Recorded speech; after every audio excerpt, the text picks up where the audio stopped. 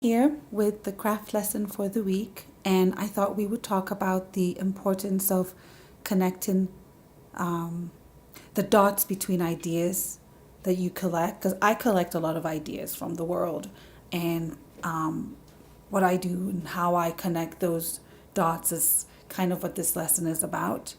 Because for me, when I do that, it can fuel creativity and creative thinking. Sometimes I generate work, sometimes I don't. And hopefully this inspires you to generate some writing. So we're going to basically be exploring the idea of associative thinking in an activity in three parts. First, you're going to need to make a list of 30 words, and I'm going to give you the links to these sites where you'll find these interesting words that you can really use in your writing and dig into. And you're using the words to create a sound palette. And what I mean by that is you'll assign words to a category that I'm giving you, not by meaning, but by how they sound to you. It's basically you're going to have to defamiliarize the relationship you already have with the word and the categories. And you're going to have to sort of like disconnect that and write with your body and not your mind, because your mind is going to want to make those connections. So don't allow your mind to do that and defamiliarize that relationship that already exists, okay?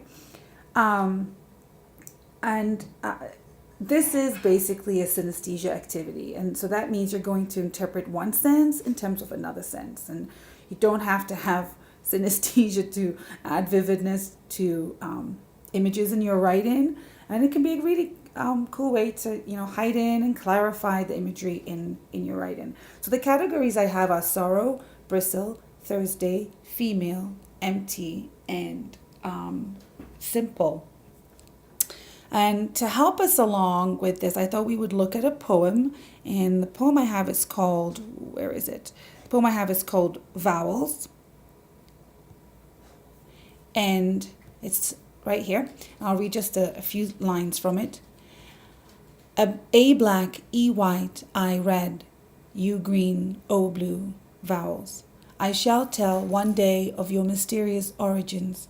A black velvety jacket of brilliant flies, which buzz around cruel smells. Gulfs of shadow, E, whiteness of vapors, end of tents. And this is by Arthur Rimbaud, published or written in 1871. I think he was 17 or 18 at the time.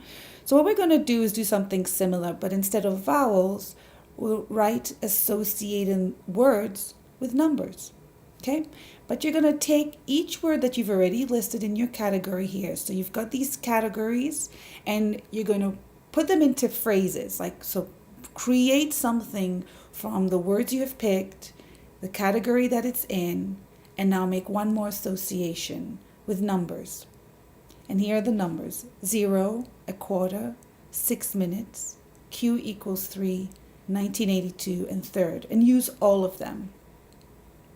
And finally, when you're done, use your associations to write to the following prompts. The texture of light, the texture of time, the texture of distance, the texture of a character's walk, the texture of destruction. So again, it's a little bit more of that, sort of adding that one more element of synesthesia where you're interpreting it one sense in terms of another sense. I think that's it. I was just going to share with you another link to Vowels, the poem. If you enjoyed that poem, there are 5 translations by Christian Bourque. And I thought he's done a really interesting job here that might inspire you further, and I'll add this link as well. Thanks, everyone, and happy writing.